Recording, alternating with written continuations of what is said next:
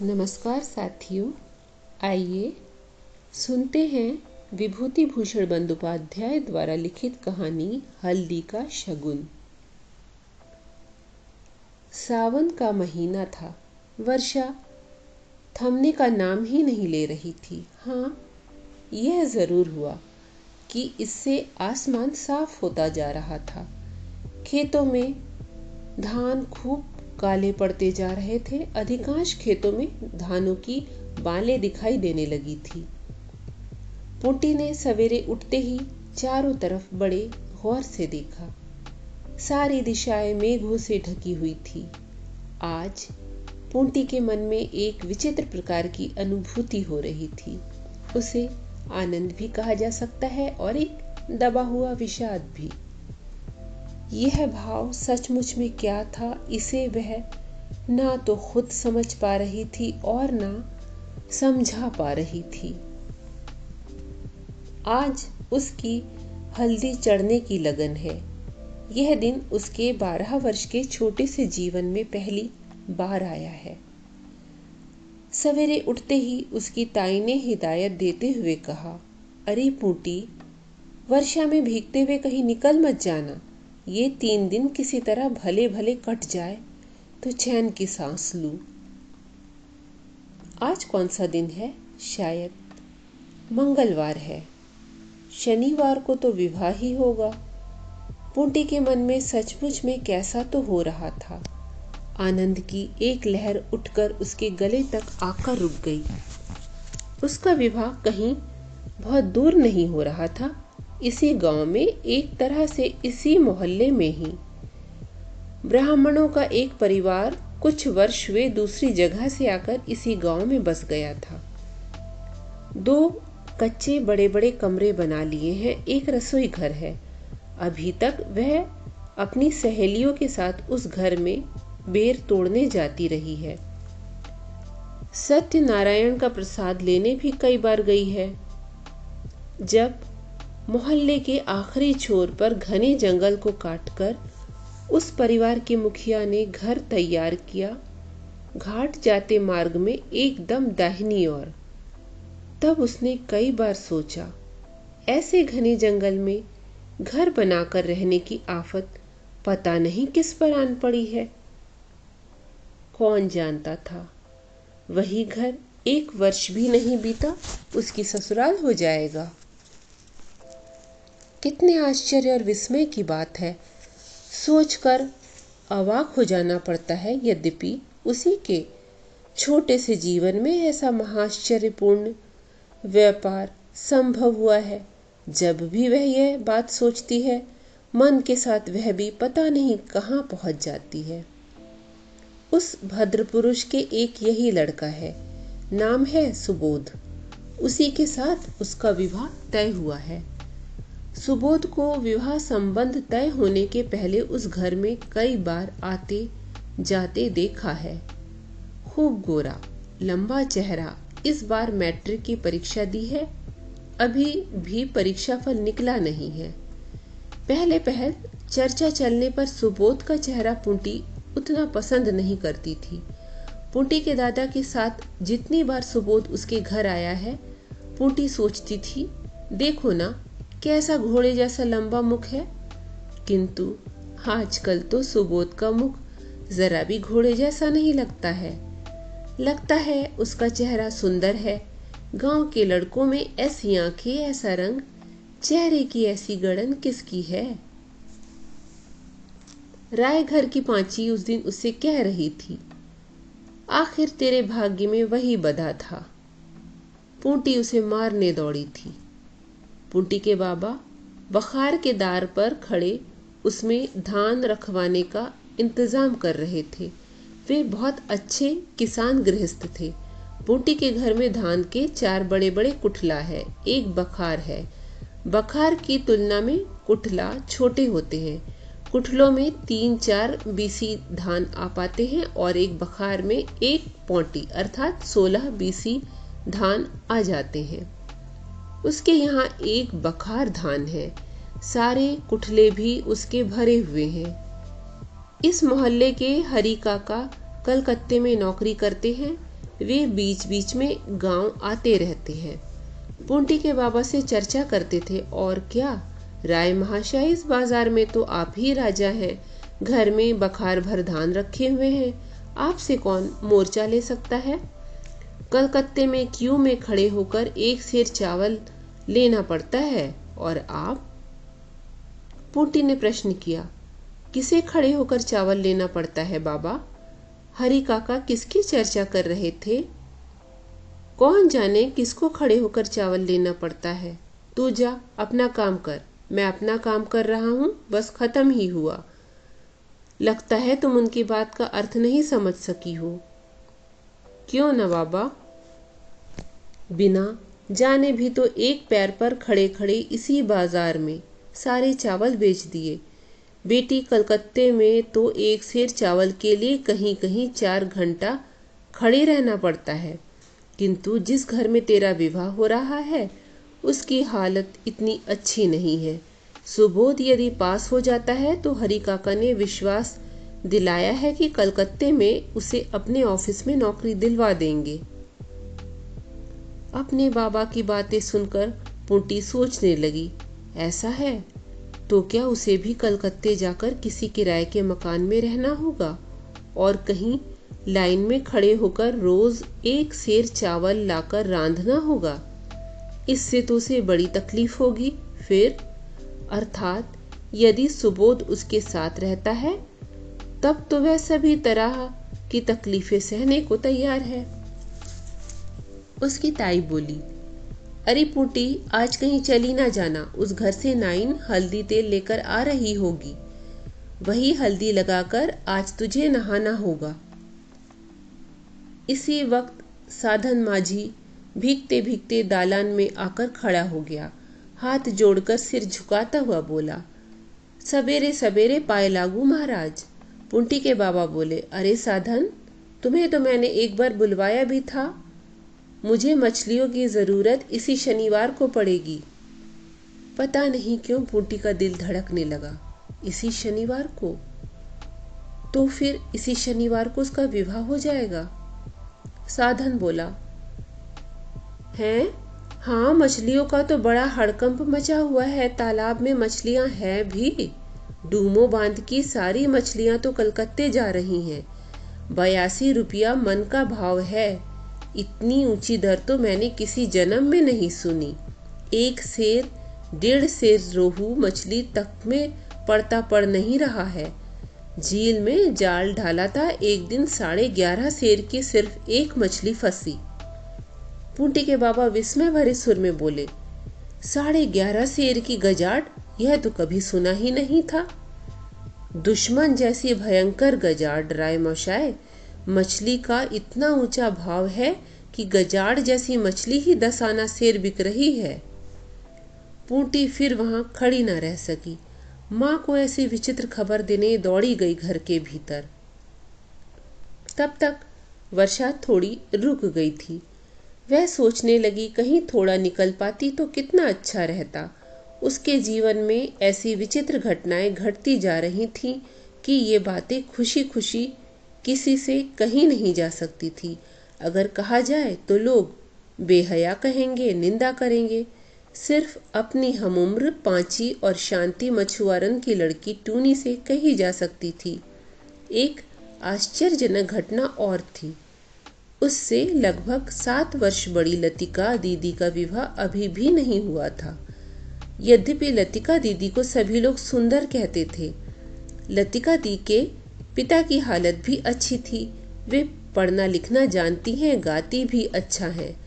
उसके पिता जिन दिनों कलकत्ता में नौकरी कर रहे थे तब वहां स्कूल में पढ़ा करती थी। दोपहर में बैठे बैठे वह ना जाने कितनी पुस्तक पढ़ती रहती थी। पुंटी जब भी उनके घर गई देखती लतिका दी पुस्तक लिए बैठी हैं। पुंटी अच्छी तरह पढ़ना लिखना नहीं जानती थी, पुस्तक का नाम तक नहीं पढ़ सकती थी। लतिका दीदी उसे बहुत झिड़का करती थी, लिखना पढ़ना ना जानने के कारण जैसे वह मनुष्य ही ना हो। उससे कहती, तू पुस्तक पढ़ना नहीं जानती है पुंटी, तू इसका मजा क्या जाने। वह शायद लतिका दी से पूछा करती थी लतिका दी, यह कौन सी किताब है? जा जा, पुस्तक की चर्चा चलाने की अब और जरूरत नहीं है। शरत चाटुज्या का नाम सुना है? कैसे सुन पाओगी?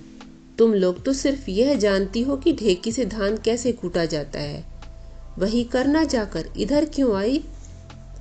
जी हाँ, पर आज वह लतिका दीदी से यह कहना चाह रही थी, तुम इतना पढ़ लिख कर बैठी हुई हो, इतने सारे लोगों के नाम जानती हो, पर आज भी तुम्हारा विवाह क्यों नहीं हुआ? मेरे जीवन में तो विवाह जैसी घटना खटाक से घट गई। तुम धान कूटने को बुरा भला कह रही हो। मेरे बाबा की बखार में इतना धान भरा होने के कारण ही तो मेरा विवाह तय हो गया, और तुम्हारे बाबा के यहाँ फिर मैट्रिक पास वर मुझे मिलने वाला है। इस गांव में परीक्षा पास लड़का तो एकमात्र मुखर्जी परिवार के जीवनदां है, वो भी क्योंकि 2 दर्जा तक पढ़े हैं, इसीलिए कहीं नौकरी कर रहे हैं। वह भी यहाँ नहीं है। जिसके साथ विवाह की बात चल रही है वह मुखर्जी नहीं है। परीक्षा फल निकलने में देरी नहीं है। मेरे बाबा कह रहे थे सुबोध जरूर पास हो जाएगा। हे प्रभु, वही करना जिससे पास हो जाए। ससुराल जाकर वह सत्यनारायण का प्रसाद चढ़ाएगी। नाई ने आकर कहा, माँ जी, उस घर से पता लगा कर आ रहा हूँ। हल्दी की लगन 10 बजे के बाद है। आप लोगों को जो देना होगा वह पहले ही दे दिया जाएगा। हल्दी तेल का सामान उस घर से आएगा। पता नहीं कैसी चीजें आएंगी। पूंटी का मन चंचल हो उठा। एक लाल साड़ी तो जरूर आएगी। पूंटी के पास कुल 3 साड़ियां हैं और एक डोरिया साड़ी माँ के बक्से में रखी हुई है। अब उसके पास कई साड़ियां हो जाएंगी। उसे गहने भी मिलेंगे। 5 भर सोना देने की बात चल रही है। अब तक उसने 2 कर्णफूल के अलावा और कोई गहना नहीं पहना है। यद्यपि इस लतिका दी के हाथ में 6 चूड़ियां, गले में लॉकेटदार हार, कान में बाली, हाथ में अंगूठी है। वह रहती भी शहर में थी। इन सब दूर दराज के देहातों में कुंवारी लड़कियां कांच की चूड़ियों के अलावा और कौन सा गहना पहनेंगी? उसके बाप के पास उतना पैसा भी नहीं है। बखार में तो 2 बीसी धान भर है। नगद तो पैसा किसी के पास होता ही नहीं है। जो कामकाज करना होता है वह धान बेचकर ही किया जाता है। वर्षा तेज होने लगी। साथ में थोड़ी आंधी भी थी। रसोई घर की औलतिया के नीचे खड़े खड़े कलोर बछिया भीग रही थी। अरुई के पत्तों में इकट्ठा होकर पानी धीरे धीरे गिर रहा था। उनका हलवाहा बीरू मोची कह रहा था, ओ दीदीमणि, मुझे थोड़ी तमाकू तो दे दो। यह विवाह का घर ही नहीं लग रहा है। 2-10 चिलम तमाकू जब तक ना फूके तब तक मैं कैसे समझूंगा कि विवाह की लगन लग गई है। पूंटी ने वीरू को धमकाते हुए कहा, जा, आज मुझे तू भाषण ना दे। मेरे पास तंबाकू कहाँ है, जा ताई से मांगना। थोड़ा दिन चढ़ गया है। शादी के कारण घर में कई मेहमान आ गए हैं। अब शादी जैसा घर दिखाई देने लगा है। कुमोरपुरा की काकी माँ, 5 घरा की मौसी जी अपने बच्चों को लेकर आ गई हैं। आज 11 बजे के लगभग मेहमानों का एक दल और आ जाएगा। गाड़ी स्टेशन लेने गई है। सारी स्त्रियां दल बनाकर नदी नहाने गई हैं। कुमोरपुरा वाली काकी माँ जाते समय उससे कह गई है, बाडुज्जे लोगों के घर पीड़े चित्रकारी करने के लिए भेजे गए हैं। तू देखा न पुटी, दोनों पीड़े तैयार हुए या नहीं। ताई जी का यह अन्याय है। क्या उसे लज्जा नहीं आएगी? अपने विवाह के पीड़े वह स्वयं मांगने जाएगी। इतनी बेहया तो वह है नहीं। उसके बाबा ने चंडी मंडप से हाक लगाते हुए कहा, अरे पूटी बेटी, करछुली में थोड़ी आग तो ले आ। चंडी मंडप के द्वार तक आकर उसने अपने बाबा और एक अज्ञात व्यक्ति के बीच होने वाला वह वार्तालाप सुना। तो फिर पालकी का इंतजाम करना होगा। हाँ, पर पालकी कहाँ मिलेगी? घोल डुबरी के कहारों के वंश में तो अब कोई है नहीं, और इस तरफ तो पलकहा लोग है नहीं। तो बनगांव से घोड़ा गाड़ी ही ले आई जाए। इस कीचड़ में 10 रुपया देने पर भी वे लोग नहीं लाएंगे। आने का दूसरा रास्ता ही कहाँ है। असल में जिनके यहाँ शादी पक्की की है वे लोग यहाँ के लिए परदेसी हैं। वर कैसे आएगा, इसकी व्यवस्था हमें ही करनी पड़ेगी, समझे कि नहीं। जब हमें करने में इतनी दिक्कत पड़ रही है तो वे लोग कैसे कर पाएंगे। हाथ पर हाथ धर कर बैठने से तो काम चलेगा नहीं। जो भी साधन मिले उसी से काम चला लो। पुटी के बाबा उस अज्ञात व्यक्ति से बोल रहे थे। अच्छा मालिक, अगर बैलगाड़ी से वर को लाया जाए तो कैसा रहेगा। अरे नहीं नहीं, वह तो देखने में बहुत बुरा लगेगा। यह क्या, नहीं नहीं, सुन रहे हैं, वे लोग तो अंग्रेजी बाजे ला रहे हैं। बैलगाड़ी के पीछे पीछे अंग्रेजी बाजे बजते हुए, इस पर तो वे लोग हंसेंगे। पर बाबू इससे क्या हुआ, क्या बैलगाड़ी से वर लोग आते नहीं। बिल्कुल आपके घर के पीछे आकर बैलगाड़ी रुक जाएगी। यही तो अच्छा रहेगा, बैलगाड़ी से वर आएगा क्यों नहीं। पर फिर क्या वह भद्र लोगों की बारात रहेगी। इसके अलावा पिछवाड़े का रास्ता चलताऊ नहीं है, वहां से तो बारात आएगी नहीं। सामने के इमली तला के रास्ते से वर लाना पड़ेगा। तुम आज ही षष्ठी तला जाकर किसी पालकी का इंतजाम करो। सुना है वहां कई घर कहारों के हैं, वहां से पालकी ले आओ। पर षष्ठी तला तो यहाँ से 3-3.5 कोस का रास्ता है बाबू। पुंटी फिर और वहां खड़ी न रह सकी। सुबोध वर के वेश में सजा धजा बैलगाड़ी पर बैठकर आएगा, ही। वह तो तब तो बहुत मजेदार घटना होगी। धतूरे के फूलों की माला पहने। मन ही मन इस दृश्य की कल्पना करके हंसते हंसते पुटी के तो दम फूल गए। अरे तीनू, ओ तीनू, सुनो एक बड़ी मजेदार बात। तीनू उसका 4 वर्ष का चचेरा भाई चबूतरे के नीचे से जा रहा था। वह मुंह उठाकर उसकी ओर देखते हुए कहने लगा, क्या है दीदी, तुझे पता है हमारे घर दूल्हा आने वाला है। क्या कह रही हो। हाँ रे, धतूरे के फूलों की माला पहने, बैलगाड़ी पर पीछे बैठा, पीछे से अंग्रेजी बाजे बजते हुए। तीनों भी बिना समझे हंसने लगा और पुटी भी जोर जोर से हंसने लगी। इसी समय उन लोगों की ताई ने बच्चों को पुकारा। अरे कहाँ हो तुम लोग, सभी आकर कटहल खा जाओ। ओ हिमू, बासी भात कौन कौन खाएगा, बुला कर दे आओ। एक बटलोई बासी भात बच गया है, उसे कटहल से खत्म कर डालो। भात फेंका तो नहीं जा सकता है। युद्ध के कारण हुई इस महंगाई में पन्हा भात और कटहल पुटी का अत्यंत प्रिय भोजन है, किंतु आज इस वक्त उसमें नाम मात्र को खाने की ताकत नहीं है। यद्यपि उसे भूख लग आई थी, चाहती तो कलसी से कटहल के बीजों की सब्जी और मूड़ी पेड़ा लेकर छिपकर खा सकती थी, पर वैसी उसकी इच्छा ही नहीं है। इससे तो भगवान उससे नाराज हो जाएंगे। इतने में दिन और चढ़ाया। उस घर में शंख और उल्लू की मंगल ध्वनि सुनाई देने लगी। हाँ, पुटी की होने वाली ससुराल ऐसे कोई बहुत पास नहीं है, फिर भी शंख की आवाज सुनाई ना दे इतनी कोई दूर भी नहीं थी। उसकी चचेरी बहन श्यामा उसे कहने लगी, अरे सुन रही दीदी, जीजा जी की हल्दी लगाई जा रही है। पुटी झिड़कती हुई बोली, चुप, मार खाओगी। जीजा जी कौन। वाह रे, हल्दी लगाई तो जा रही और 2-3 दिन की देरी है। नहीं, वह हो जाए तब कोई बात नहीं, पहले से नहीं कहते। ताई जी तो कह रही थी। क्या कह रही थी। कह रही थी मेरे जमाई के हल्दी लगाई जा रही है। वहां से सगुन का सामान लेकर अब नाई आ ही रहा होगा। उनको कहने दो, हमें नहीं कहना चाहिए। अच्छा दीदी, जीजा जी अपने ये सुबोध बाबू पास तो हो जाएंगे। कोई खबर तो अभी भी नहीं आई है। अभी कुछ दिन पहले उस पाड़ा की राधी लोगों के घर गई थी मैं। राधी के दादा पास हो गए हैं। कल शाम को कलकत्ते से उनके काका ने खबर दी है। तेरे जीजा जी इसके मानी उसके धत, उन केशव बाबू के लड़के की खबर कौन भेजेगा कलकत्ते से। उनका तो कोई नहीं है कलकत्ते में। थोड़ी देर में ही लड़के वालों के घर में शंख बज उठा, उल्लू ध्वनि होने लगी। नाई सगुन की भेंट लिए आ रहा था। इमली तला के रास्ते घर से दिखाई दे रहा था। पूटी का हृदय आनंद से धड़क उठा। ताई जी कह रही थी एक बार आशीर्वाद की रस्म पूरी भी हो जाए, फिर भी हो सकता है विवाह ना हो, किंतु हल्दी चढ़ जाने के बाद विवाह रुकता नहीं है।